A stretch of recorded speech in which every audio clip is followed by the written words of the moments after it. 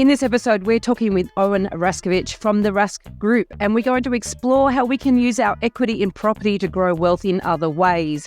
We'll be covering the use of debt to invest, ETFs, SMSFs, investment scams, and what the future looks like for those giving advice in this space. Welcome to The Elephant in the Room. This is the podcast where we love to talk about the big things in property that never usually get talked about. I'm Veronica Morgan, real estate agent, buyer's agent and buyer's agent mentor, co-host of Foxtel's Location Australia, author of Auction Ready and co-host of Your First Home Buyer Guide. And I'm Chris Bates, mortgage broker, recently ranked number 5 in Australia out of over 18,000 brokers in the annual MPA Top 100 Mortgage Broker Awards. Before we get started, I need to let you know that nothing we say here can be taken as personal advice. We always recommend you engage the services of an appropriate and experienced professional. Our guest today is Owen Rask, the founder of the Rask Group, the Chief Investment Officer of Rask Invest. He's also co-founded and is a partner at Inflection, the business accelerator. Now, Owen holds master's degrees in financial planning and in applied finance and a bachelor's degree in technology. And he co-hosts a number of podcasts, including one with Chris, and live shows. He's got lots and lots of listeners. And also he has enrolled now 30,000 Australians into free online finance courses. And he's on a mission to get to 100,000 before 2027. So welcome back, Owen. It's been a few years, I should say, since we've had you on The Elephant. Good to see you. So good to see you. Always good to chat. Owen, obviously we know each other really well, mate, and appreciate you coming on. But before we sort of get into a lot of the wealth building around property and, you know, how to grow wealth, I mean, what's your take on the financial literacy in Australia and, I mean, how it's changing over time and where we are in that journey? Yeah, sure. Good question. A lot of the studies show that Australians are not very literate when it comes to money and investing, generally speaking. I think most people kind of assume that. But I think it's improving. I think that a lot of the data that we see seems to suggest that more people are engaging with finances. And a good example, like a good litmus test, is how many people read the Barefoot Investor book quite a few years ago.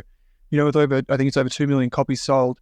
That's just obviously an extreme example, but the proliferation of things like this podcast, some good books, some of the tools that we might even talk about today, I think have brought down the barriers, at least to the kind of the masses, which go back 30 years, only, you know, X, Y, and Z type people could get access to experts, and it was really expensive. I think now the doors have opened and we're seeing this kind of deluge of information, and a lot of people are receptive of that. And that's why podcasts such as yours exist. Do you think there's a little bit of the knowledge and taking action are different things, though, and a little bit of knowledge is a little bit dangerous? And I guess a lot of people pry on that type of people when they're at that start of the journey. So people are trying to get better with their finances, and they're a great target. Oh, absolutely. Like, you know enough to be dangerous a lot of the times too, right? That old saying, whether you're in property, you know, the share market business, doesn't really matter. But I think what we have started to see, at least in our community, is people have a better understanding of kind of like the big rocks that go into building up a financial kind of wealth strategy, which are things like a focus on fees, a focus on transparency. One of the big ones that we try and get across is how to check if a financial advisor is actually a financial advisor, and like using the MoneySmart website or using the asic.gov.au website. And that sort of thing is starting to change. I know we'll talk about scams and whatever, but I think that's one of the things. I think another thing that's probably made things a bit easier is the tools and technology are there now for a lot of DIYers. So people through the podcasts, through the blogs and whatever, can also have very similar tools to what the experts used to have. So I think that's improved. And I think if you are the type of person that is worried about it, is just to remember that it's your money and to ask the questions. If you don't feel comfortable, at the end of the day, it's not your advisor's money. It's not the person on social media's money. It's your money. And that's the most important thing, is just making sure that you can sleep at night. Like, we have a lot of people in our community now. I don't think I've spoken to either of you about this, but we have people who invest with us, and a lot of them have self-managed super funds, and we don't set them up. So we don't have a view on whether they're right or wrong for people, but people choose them to invest in property or to invest in shares. And typically they're set up by an accountant and a financial advisor, often in tandem. And the reason that they come to us is actually because they kind of divorce their financial planner or they divorce their accountant, And then they're like, what do I do with this thing? It says self-managed on the tin, but I can't self-manage it. So what do I do? So then they come to us. But that's an example of how maybe when people go into things, they don't fully understand what they're getting sold. And if they just ask more questions or they did more scenarios in their head, like, if they're not here anymore, can I do this myself? Well, not, then maybe it's not a good idea. It's wanted to talk about a few things, a few investment options that people have at their disposal, but definitely we want to talk about SMSFs because I've really noticed myself that there's this investing in property in SMSFs. I can't even say it fast anymore. It seems to be on the rise again. Sort of wet on the nose. I think St. George was the last of the big banks. St. George is part of Westpac. That the last of the big banks to stop investing to self-managed super funds. And that seemed to sort of coincide with a bit of a, being on the nose or getting a bit out of favour. But I've really seen a lot more, and I've seen a lot more in the property spruiker space selling off the plan to SMSFs, buddying up with accountants and offering the whole package. And so what are your thoughts about buying property in super and also, I guess, this renewed fad, I guess? Well, I mean, one of the things that I would advocate for in anyone's situation is just to be diversified. And so that means, a lot of people that might be with CBUS, for example, as a super fund, come from the construction sector.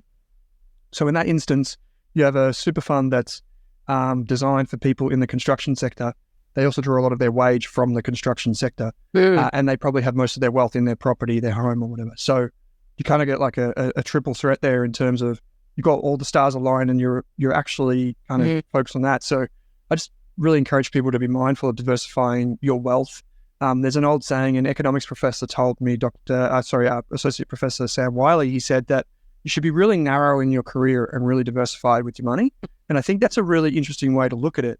And you're right, there are 600,000 SMSFs in Australia now, billions upon billions of dollars. One of the reasons that people used to use them a lot was to set up what's called a bear trust. And I don't want to go too into the weeds, but it's called a limited recourse borrowing arrangement, which basically means that you can use your own super to buy a property. And there are certain instances where that probably is really effective. For example, business owners can own the office that they might lease back from the super fund or something along those lines. And there are a lot of rules around that which people get wrong all the time. So I would say that on the whole, as long as you're getting balanced advice, so say, for example, a common mistake that I see, and you alluded to it, which is that a lot of people go to the one-stop shop and the accountant knows the financial advisor who knows this person, who knows that person. That's probably a mistake that a lot of people make. They kind of set themselves up. So the simple thing to do would be to have an accountant who's not related in any way to your financial advisor. And that way you can go to each of them and bounce the ideas up and say, hey, my financial advisor said this. And if you get the hesitation from your accountant that says, oh, maybe get a second opinion on that, that should be enough for you to then go, I'll go and get that second opinion. Veronica has hit on a really good point here that I've actually noticed as well. So it's funny that you've seen this as well, Veronica. We've seen this really, I thought the writing was on the wall and, SMSFs were actually borrowing in the SMSFs was going to go. Lots of parliamentary inquiry sort of said that was the best advice, right? We saw people butchering their super funds and blowing their super funds up. And we thought maybe they'd let it stay for people in commercial, but they would ban it on residential. And I guess I was a bit ignorant, to be honest, thinking that would happen, just with how much conflicted interests are in the property market. That hasn't happened. And if anything, what we're seeing, particularly in the last 2 or 3 years, is more and more lenders have said, hey, hang on a sec, one of our niches that we can do, because the big banks don't play in this, is SMSF. A lot of private funders go, well, I can play in this space. I can charge a little bit more because, and it's actually lower risk in fairness, to be honest, because your LVRs are quite conservative and, and so it's definitely exploded. And I actually reckon it's coming from your world, Veronica, more than any world where this is getting perpetuated from. I think brokers can talk about it, absolutely, but the demand's not there from the customer. The customer doesn't really come to them and say, hey, I want to do this. Brokers probably don't usually go there that much. I mean, there would be some brokers there that would try to get their resi lending and then say, hey, actually, you know what, why don't you leverage your super fund as well? It's very dangerous to do that. But I reckon it's coming from the buyer's agency world. The buyer's agency world's looking at going, hang on a sec, borrowing capacities are really tight. I believe in a quantity over quality strategy. You know, I'm just going to buy as many as I can. And hey, hang on a sec. Who cares about diversification? You've got that money in super fund. Go speak to your broker, and we can buy another one, and it's going to grow so and so in the next couple of years. And we're absolutely seeing the shift in terms of our clients. And that's a really long answer to that, because before it would be, clients were very hesitant in doing so, but they're almost coming now and saying, hey, I've got this property that I want to buy by SMSF. Can you make it happen? And so they've already engaged the buyer's agent who's already got the property lined up, and then they say, hey, can you make this work? It's a real shift. Have you sort of seen that as well? Obviously, maybe not in the Reba community, but it just through the socials and through in your world, Veronica? Look, there's a fine line between some buyer's agents and spruiking, and they sort of pick a weak spot, I guess, and that is people who fundamentally can't afford to invest in property but want to. And a lot of people don't actually see their superannuation balance as their money. They sort of see it as, because they can't touch it, till they're over 60, they don't see it as theirs. And so they see it as something that this the only way they can access it and actually achieve two aims in their minds, which is, invest in property and not miss out, not miss out on this secret thing that everybody in Australia wants, the bandwagon that everybody wants to be on. And it is a bit of a shame, because it really is, it's designed, the way it's pitched, and some people have come to us that have already been sold this, gone down this path, and then we've got to unravel it for them, because it's a dud asset, or at the end of the day, like one woman said to me, I didn't realise I had to use all the cash in my super to buy this property. So she went in there thinking, they didn't give her proper advice. They didn't even give her, she had zero accounting advice. I would say, if they were reported, I would like to think that they were stitched up this lot, they're arrested. It was absolutely diabolical, but she was not given any of this advice. She was not explained about non-recourse loans. She was not explained about how you need to then, have an investment strategy that has to be balanced. And how can you do that when you just basically tip all of your cash into the property? None of that was explained to her, and it's brand new, so she's got all this depreciation at 15% tax. It's horrific, and she's not the only one. It's just that a recent conversation with her. So it is on the rise, and it's interesting that you think might be driven by the property specialists. So Owen, what do you think people need to be thinking about before they set up an SMSF? Well, I think I would actually push back a little bit on the just property. I think there's a lot of online platforms now, like a lot of brokerage platforms and share market platforms and these types of things, even crypto we saw a few years ago. They would basically create their platforms and then have a plug-in with a third-party website that does the SMSF administration, and you could kind of set it up in the flick of a button. Oh, God. And so when the Productivity Commission, Chris, you might remember they said that the minimum balance of this self-managed super fund should be $1 million. And then the industry pushed back and lobbied against it. They got it down to $500,000. And then there are other reports that came out that basically said, well, maybe you only need 200 to make it viable. And so they just kept on, like, obviously the lobby groups that are conflicted in this way were happy to keep wrestling that number lower. And so now you see a lot of, it's actually quite interesting. The latest numbers that I had showed that it was actually women between 35 and 45, which were the biggest demographic opening SMSFs and establishing SMSFs. And that demographic is driven by this kind of tech-enabled SMSF community. So I would just say, like, I don't have an SMSF and I'm in finance, right? I could probably administer it myself. I could probably do all that sort of stuff myself, but I don't use it. I might in the future, but for the most part, like an industry fund, and you can do your own picking and choosing of your own strategy inside the portal. That's for majority of Australians. That's fine. Now, obviously, there are benefits if you're in a family unit and you've got a few members of the family. That makes a lot of sense to have an SMSF because it's actually cheaper and you have more control.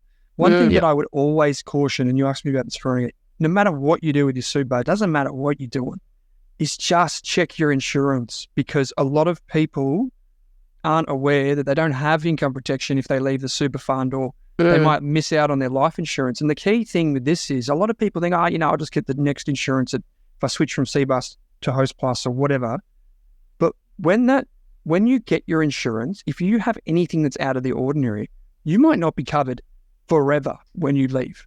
that's something which people miss all the time. For example, let's say you go through your super fund, you get a little bit more insurance to protect your family, and you're with Aussie Super or something. They'll get you to fill out a medical questionnaire. Let's say you let it go 3 or 4 years, and then you switch super funds and you think, I'll just get it over it. They're offering me the same rate at Host Plus, I'll just go and get that there.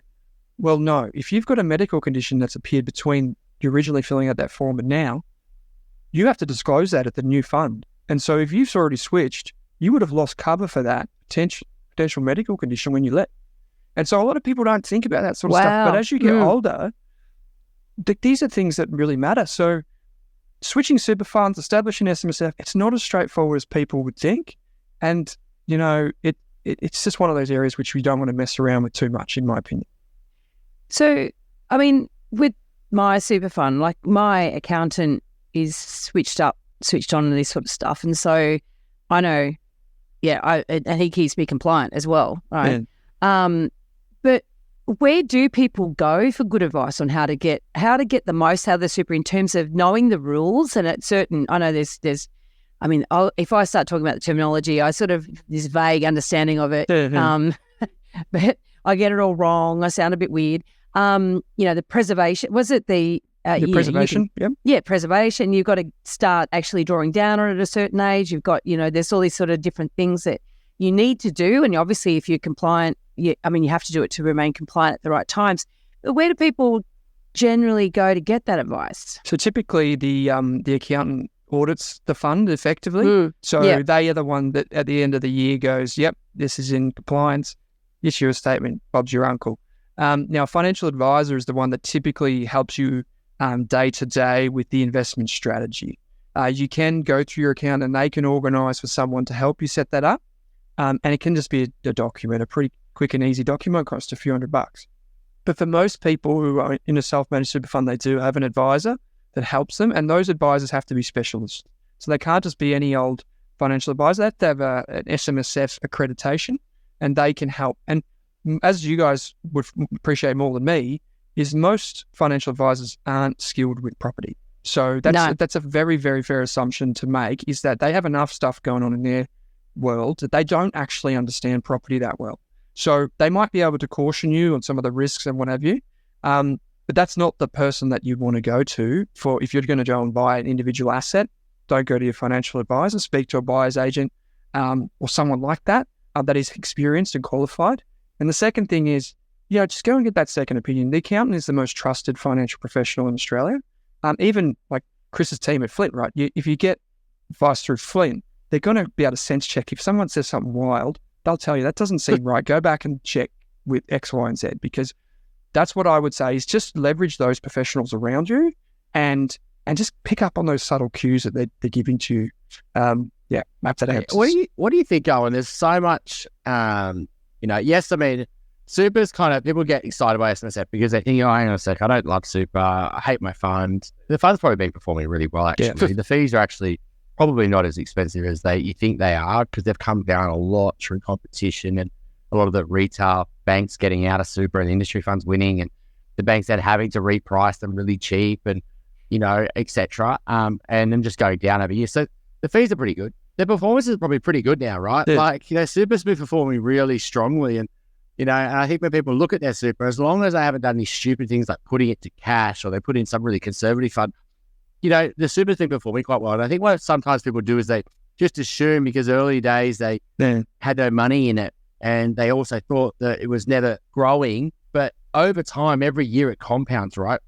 And so I feel like when a lot of people make that switch to an SMSF, is that they're holding on to how they used to think about it, because it's just grown really slowly. And I need to leverage this because it's never going to grow. But realistically, people should just look at it and start compounding on it and go, this is actually growing quite fast now. Do I really need to start to leverage this? And I think that's where people, they go with this idea that they have to invest it. They have to do a better return than just leaving it in the markets, when the markets themselves will actually do a good job for them, particularly if they're contributing as much as they can over the next, between now and retirement. You don't need to then go and throw all these other ideas in there when it could have just got a really good performance by itself, as long as you managed it okay. And I think, well, Chris, you're the expert that speaks to this, but I think it just comes down to that key phrase, which is leverage. Like how you gear your financial life is well, we call it a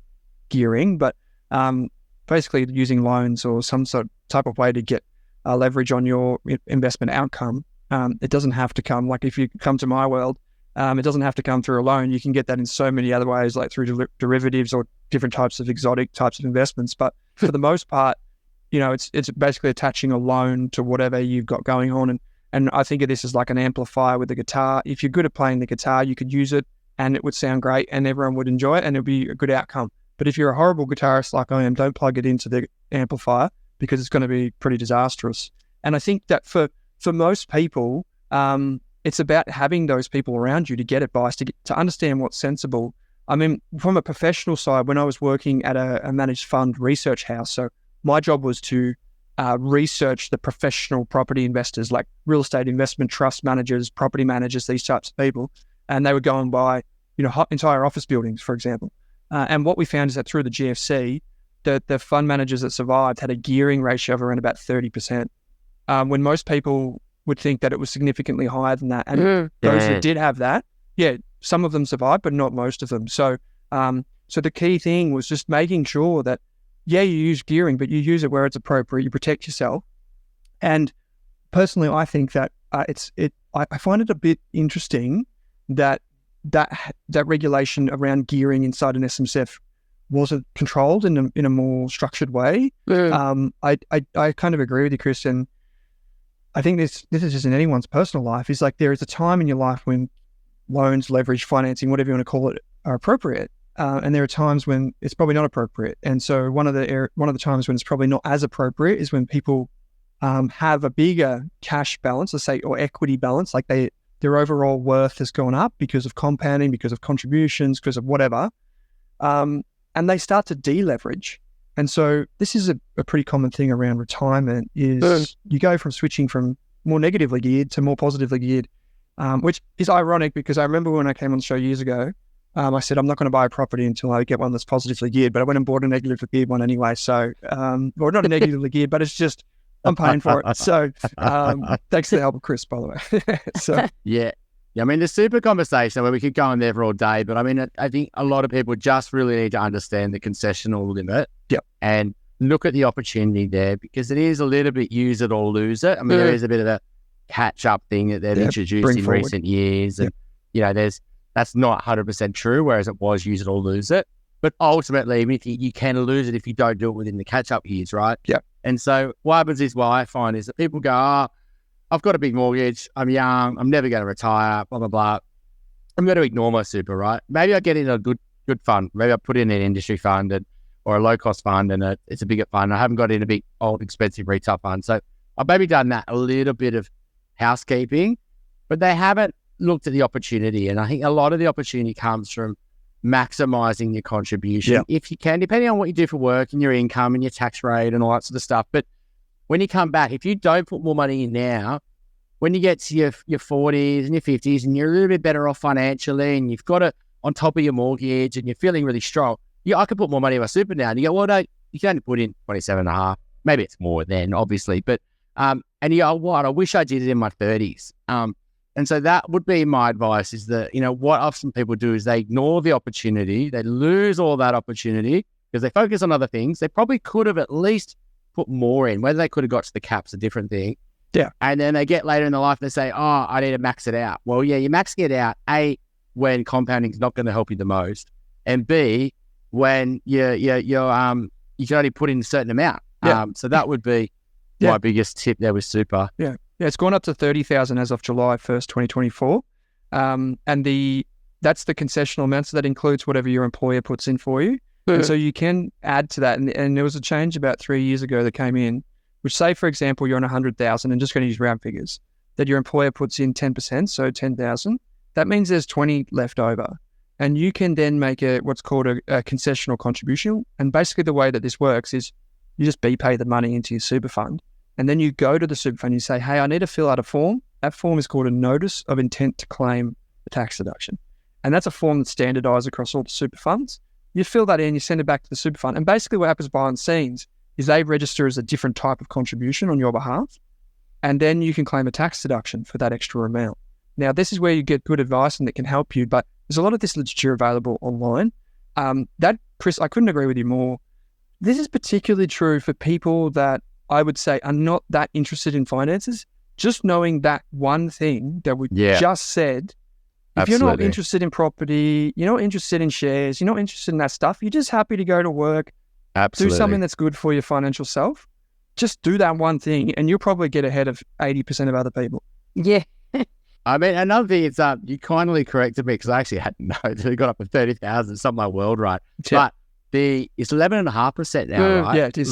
That's going up. So and it's going up to 12, and there's been arguments it could even go up to 15, right? Like to really protect. But it's interesting though, like they're wanting to say, hey, put more for your retirement, but then on the other end, they're like, hey, if you use this too well, and you make too much money in your super fund, and you've got too much money in there to live on, we're not going to give you this tax-free haven like it was in the past. Yeah, exactly. There was, there's a cap on it now, and they're really coming down harder and harder on this cap. And I was all for that, to be honest. I think there's people who have taken absolutely advantage of the super system, and for decades, you've got five. And even 5-6 years ago, there was 5 funds with more than 100 million in super, which is no tax on growth and income. And so they've really hammered that down.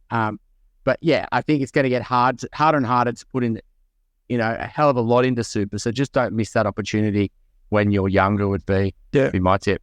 And then if you do come across a property advisor, don't tell them how much money you've got in super, because some of them find it irresistible to be able to not suddenly try to lure you into property investment using that balance. But, we talked about borrowing there, just generally, but there's a way of investing in property that probably doesn't require any borrowing, and that's fractional property investment. Now, again, BrickX, that was around some years back and it seemed to fizzle out. But I hear that's back on the radar. What do you know about fractional property investment, and what do you think about it, Owen? Yeah, fractional property investing is very similar to fractional share investing in that basically you just take an asset which is lumpier, bigger, and you try and just allocate it. And a way to think about this, maybe something like if you use PayPal and you send money around the world, PayPal, all it does realistically is as a database of this person transferred money here, like Veronica just sent some money to Chris, credit, debit, whatever. And it's very much the same. So effectively you're putting money into PayPal and then let them deal with it. And it's the same thing with all these platforms. Like in the share market side of things, fractional investing has been around for a very long time.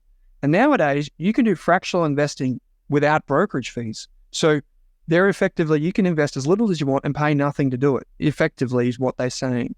Behind the scenes, they make money in very mysterious ways for most people, which includes not getting you a good deal on the actual investment. So a good example of this is traditionally they might charge $2 or $3 for a trade in the US. Well, they might give you $2 or $3 less of the actual shares that you're buying and just tell you that you got it at a lower price. So these types of weird shenanigans that go on. But for those of us that have been around long enough, or even just students of history, there are examples of many of these platforms collapsing. And my advice is to all of these investors that think that, I'm just going to go for the lowest fee, lowest minimum one. That's a pretty naive way to go about it, I think. I think if you're starting out and you don't have $10,000, sure, maybe you can go and try your hand at one of these things, being mindful of the fees. But the reality is you can go and you can use say an ETF, which is a very sensible regulated thing. And the minimum for that is $500. If you go with what we call a CHESS sponsored broker. So that basically, I don't want to bore people with acronyms, but if you just look for an investment platform that has the 3 letters HIN on it, HIN, what that basically means is you're the legal owner of any of the investments that are inside that platform. Right. So that's very unique to Australia. And basically what it means is that if that broker or that platform collapses, you own the individual thing and it's registered at the ASX level. So you can then go to another broker and say, hey, my HIN is this number. Can you go and get my shares for me? And instantly they'll appear in your account. So that's kind of circumnavigating that. I've always wondered what my HIN was, as in I know what my HIN is, but I didn't know what it was for. And so thanks, that's actually helped me. yeah, but that's it, right? And so you go back to, Chris, you might remember like Opus Prime or other platforms that have collapsed in the past, and it is an absolute dog's breakfast when you try and organize all that. And so that extra little, people say, oh, you don't need it and blah, blah, blah, blah. But that's the reason why you have these things in place. A lot of the platforms now try and they try and bundle up these resi properties, and they say, oh, you can invest like BrickX, not singling them out, but they're like those types of platforms. You know, put $100 in, put $200 in, put whatever in. We have this rule at Rask, which is called the best expression principle. And basically what it means is if you're going to invest in anything, ask yourself, what am I trying to do? And what is the risk return? So what am I trying to do? If you invest in anything, you say property, what you probably want is you want growth most of the time. Some people want income, but most of the time you want some growth, and you want to limit your risk. So the best expression principle would say to us, how can I get growth and how can I limit my risk in a better way? What's the best expression of that thing? And for a lot of people, it just comes back to trading off, well, I could, yeah, sure, I might not be investing in property, but I'm going to invest in shares or I'm going to invest in super, whatever. What's the best expression of that thing? And if a lot of people apply that rule, what they would do, in my opinion, is they wouldn't feel like they're committed to something. They wouldn't feel like they have to do something because they've got this idea. They go, you know what? I just go to an ETF. That seems easier. Or go do cash, term deposit. Like, this is a really good one. So we've got a lot of people in our community buying single loans. So a lot of people, when they invest in property, they invest in the actual property. But a lot of people in our community, the sophisticated investors, what they do is they actually provide the funding for the properties. So this is called, in my fancy language, it's called private credit.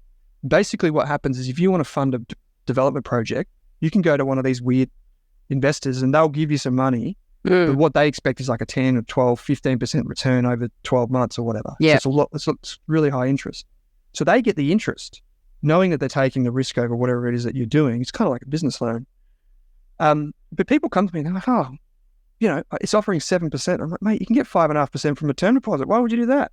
You know, and what's the best expression? You're not going to get it. You don't actually get an upside in one of those investments. There's no upside. It's only interest. So the best expression principle applies there. Just do a term deposit.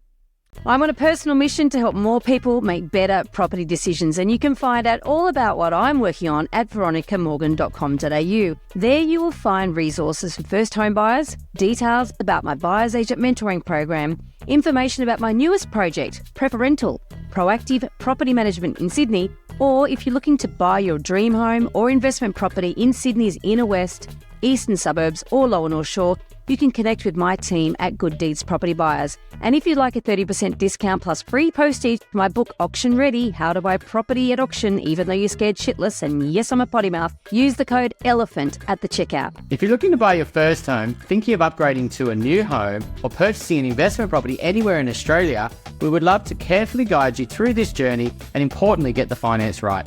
Please reach out to myself and the team at flintgroup.au. And look, a lot of people, I don't think, understand risk.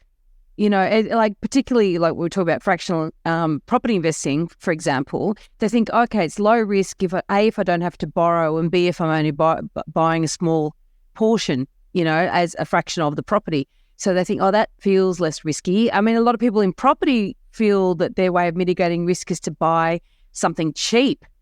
Yeah. And so I think that's you know, I like the best expression rule in an environment with experts, because you can sort of apply that you know, that expertise and the understanding of risk to that. But I think people probably do innately use a best expression rule in a way, but without actually fully understanding what it is that they're doing. I mean, you also talked about, I mean, look, ETFs. I mean, I've invested in ETFs. You know, I think over the years, I mean, actually my daughter's now investing in ETFs, and over the years, there's been more and more of it. And certainly I've noticed a lot more people seem to understand what they are. But at the same time, I've seen some pretty crazy ETFs, some pretty that seem risky to me, because, you know, that sort of comes across as being low risk. You're just buying a piece of the market effectively. However, they're not all like that, are they? There's some funds that are not, I don't know, some index funds that I think I wouldn't touch with a barge pole, but do you see that sort of risk playing out into that space, which is typically seen as being sort of a low cost and less risky way of investing? Oh yeah, finance people will always try to find something to sell you. We see that. We call these thematic ETFs. They're typically the ones that focus on like sexy stories, like there's a shortage of food in the world, so someone comes out with a food-related ETF, or cybersecurity, CrowdStrike just went down, cybersecurity ETF. Look, people are getting older, healthcare ETF. Like they'll come out with one. Now, not all of them are bad, but I think for the most part, that the simple rule of thumb that you can apply is, has this ETF been around for 3 years? Like a performance chart should only ever be studied for 3 years, because realistically, you're not buying last year's results. You're buying the future, and the future for most investors is typically 3+ years. And that's the view kind of with ETFs. And like, people in property would say it's like 7+ years or 5, maybe the lower end. So the thing is, a lot of people don't approach it that way with property with shares, because they can sell every day if they wanted to. So they feel like they don't have to approach it like that. But ETFs are designed for long-term investing, not short-term investing. What the finance overlords are trying to get you to do is to trade them, to go in and out. And so one of the things that they try and do is they use, there are leveraged ETFs in particular that I don't ever want to talk about. Leveraged ETFs are basically what we said before, where the ETF itself uses debt against the ETF, and you can just buy the ETF without getting the loan yourself. And it just amps up the return, positive or negative. But for anyone that's studied these things or things in general, what you will find is that if you lose money, so say you have start with $100 and you lose 20%, you're at $80. To get back from $80 to $100 is not a 20% return. So you end up with $96. So you've lost money even though the return looks the same. The leverage is more powerful on the way down, and that's called volatility decay. So we see I can't say that word, but yes, you can. We see weird shit all the time in finance, and they try and sell you it. The most boring stuff is the best. It's kind of like when you go to the supermarket. Oh, yeah. All the good stuff is around the outside, the things that are healthy for you, the fruit and veg, all that stuff's around the outside. You go into the middle, things get a bit weird. So just stick around the outside, stick with the stuff that you understand, and you'll be okay. And just keep an eye on those fees. That is so funny, the unsexy stuff. But it seems impossible to get holistic advice. It seems impossible for many people to get any advice, or at least cost-effective advice. Do you think that AI is going to change that? Oh, yeah. So, in a huge way. I mean, so as someone who just loves technology, I think it is. And it will be better. Chris asked me at the top of the show, will, financial literacy get better? Absolutely. Because like, say, for example, if you're listening to this and you came to me tomorrow, you saw me on the street, say, hey, Owen, how you going? Can you tell me what you think of Telstra shares? I would say, actually, I can't answer that unless you sit through a statement of it. You want to get a statement of advice, you do your risk profile, do a fact find, it's $5,000 later, right? So what AI is going to do is it's basically going to say, to hell with that, that's craziness. You could just ask me questions. And so you can go into ChatGPT right now and you can say, hey, what are the top performing investments over the last 10 years? How does Telstra make its money? What is the total valuation of Telstra? You can answer these questions, and it's basically the Wild West. So don't take advice from it. Yeah, because can you trust the answers? That's the problem, isn't it? Because I've heard many times said that AI can lie convincingly, and I've seen it myself with questions that I've put in there. I've asked for evidence. So I've been given evidence, and I've gone and fact-checked the evidence and found it was fabricated by the AI.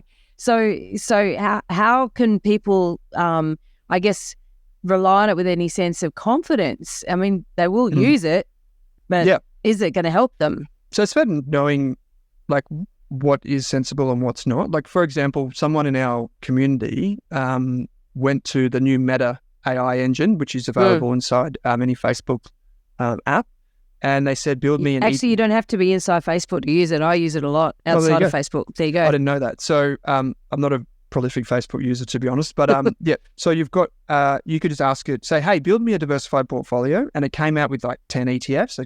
It was pretty sensible, to be honest, for the most part.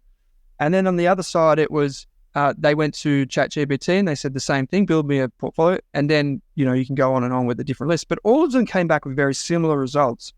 But what was interesting is they all had this kind of academic approach, because they'd all obviously scraped the same websites and been fed the same stuff. But none of those ETF portfolios are probably the best for what they were trying to do.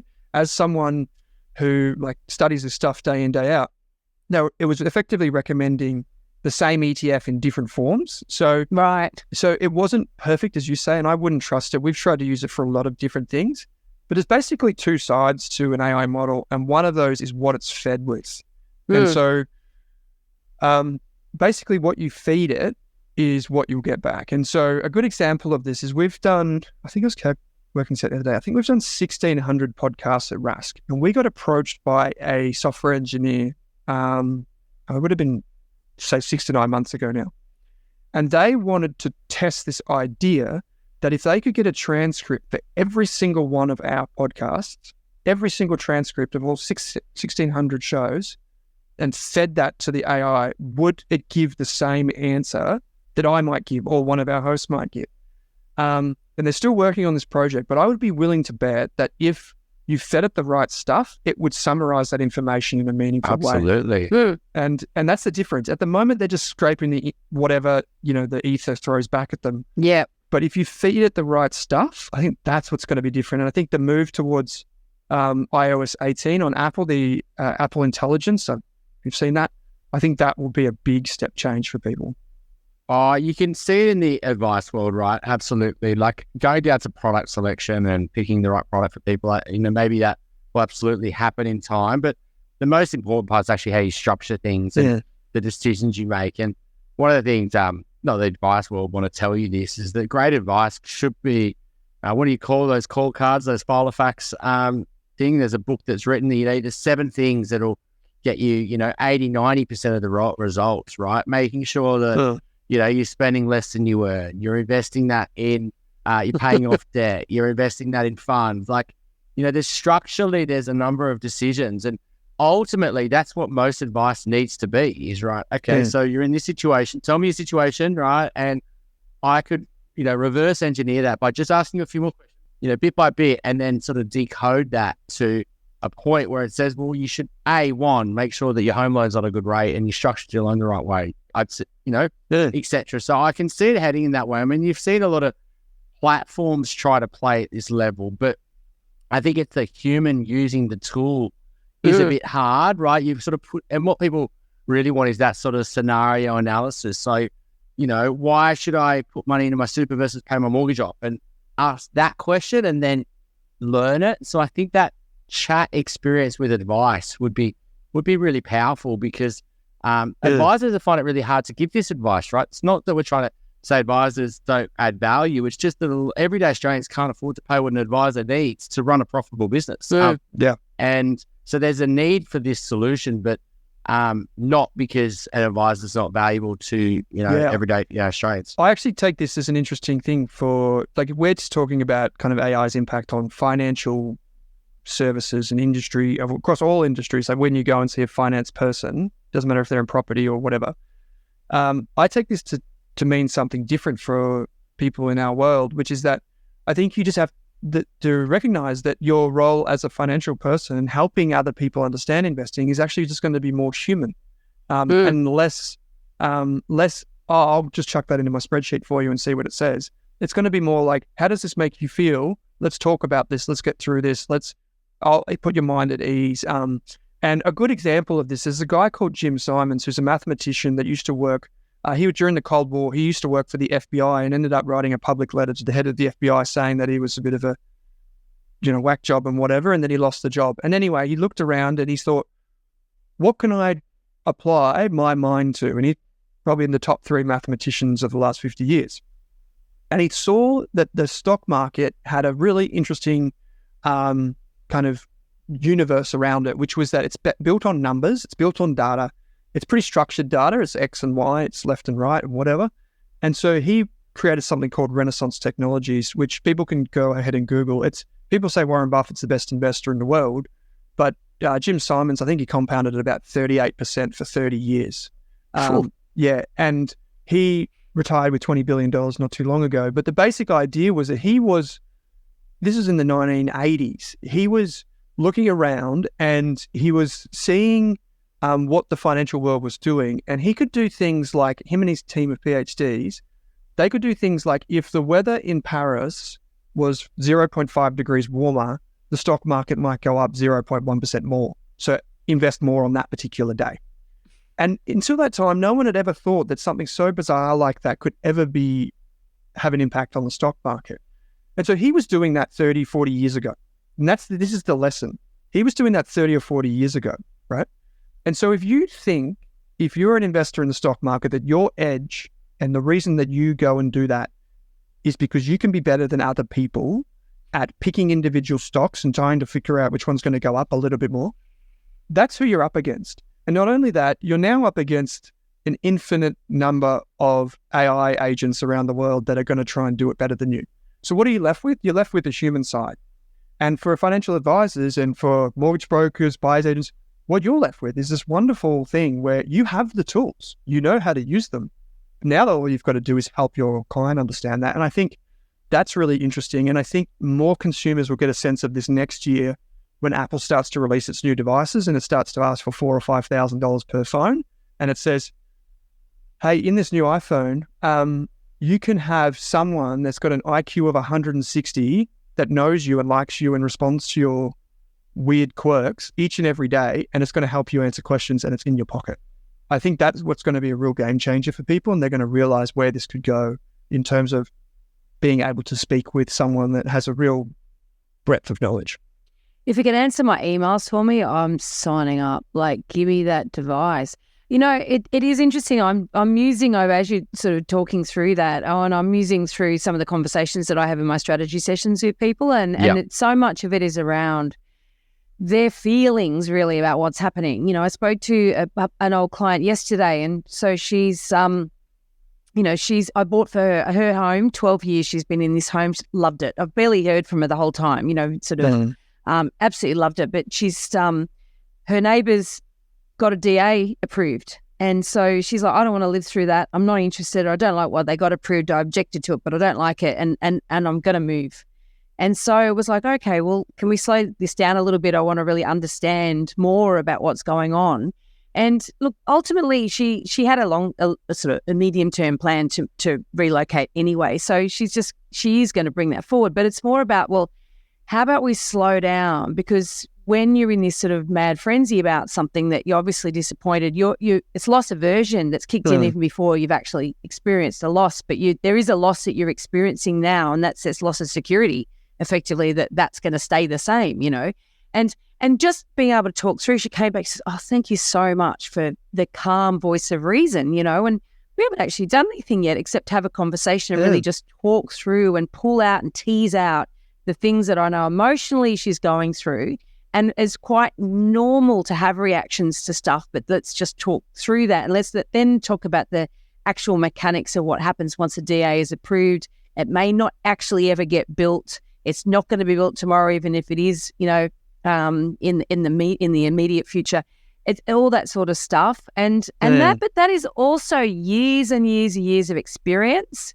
And it's also personal experience, and it's also having dealt with other professionals in allied industries, you know. So we've got the brokers and the accountants and the financial planners and the architects and the builders and all the other people that I've dealt with over the years. And I guess AI could fast track perhaps, but I wonder how AI would cope with actually talking somebody down from a bit of a panicked response to something like that, you know. There's a platform in the US called Betterment. There's another one called Wealthfront. These are like the two big kind of like operating systems of how you can invest money in the US through like a robo-advice type of system. Yeah. One of the things that it does, which is quite interesting, and we can't do it here because of weird financial laws, but if you log into one of those platforms, you could log in and you could go to place a trade on an investment. So whatever the case, maybe it doesn't really matter what it is. And it would tell you, based on the number of clicks and how quickly you made those clicks, it would say, based on all of the information we have available, in 64.2% of the time, people who make this trade lose money. And it can block you. You can effectively put blocking in place so it can stop what it thinks is a behavioral anomaly. But I'll give you a good example of how you could use this and how consumers could get a better outcome. I was speaking to a financial advisor last week, works with us. He uses Microsoft Copilot to attend his meetings with an initial client when they come in. Yep. And what then it does is he's effectively set it up so that Copilot listens to the interview, does a transcript and summarizes the transcript and then sends it to both him and the client. I did a similar thing. And I used to write up the advice afterwards. And now this thing, I just run through it, quickly edit it. It takes me 5 minutes instead of an hour. Yeah, and it's great from your perspective because it's also a compliance thing. If they ever come back and complain in the future, you go, no, well, you said this. Here's the transcript. And from their perspective, they get a summary like, oh, no, actually, I didn't mean that. I meant this.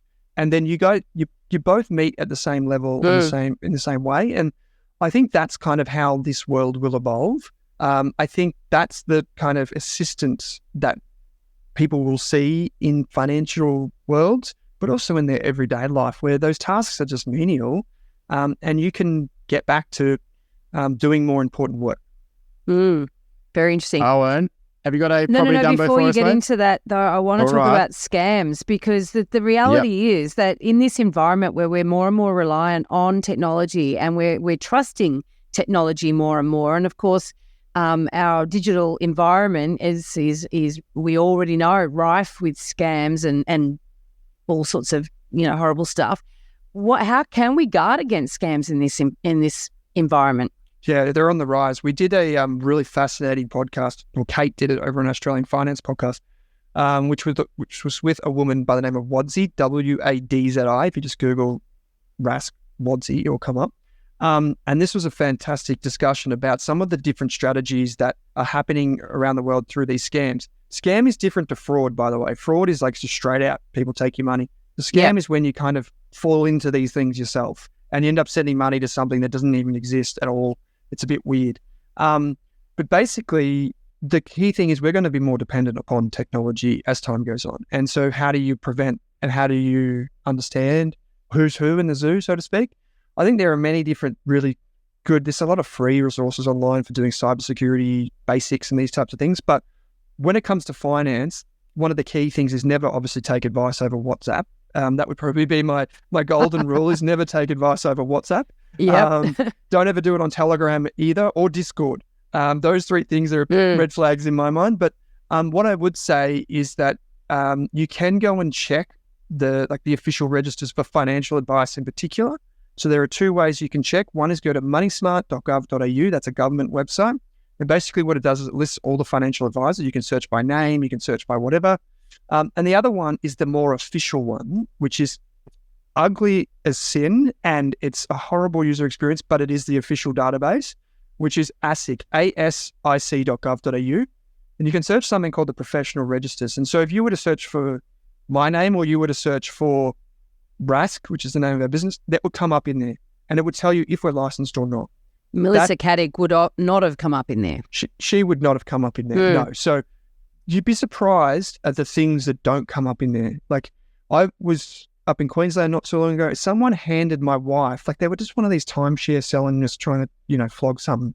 And he's like, oh, I'm a financial advisor. This is my ticket. And it looked legit. Like he handed us a pamphlet. He sat us down. It all looked legit. And I was just curious. And he handed all the quote unquote official documents to us. But when I took that number, because I didn't know what to do, I took that number that he had on this document and checked it in the ASIC website. It was fictitious. It was complete make-believe. And that's how easy it can be. That's obviously a different type of thing, but just check those official registers is what I would say.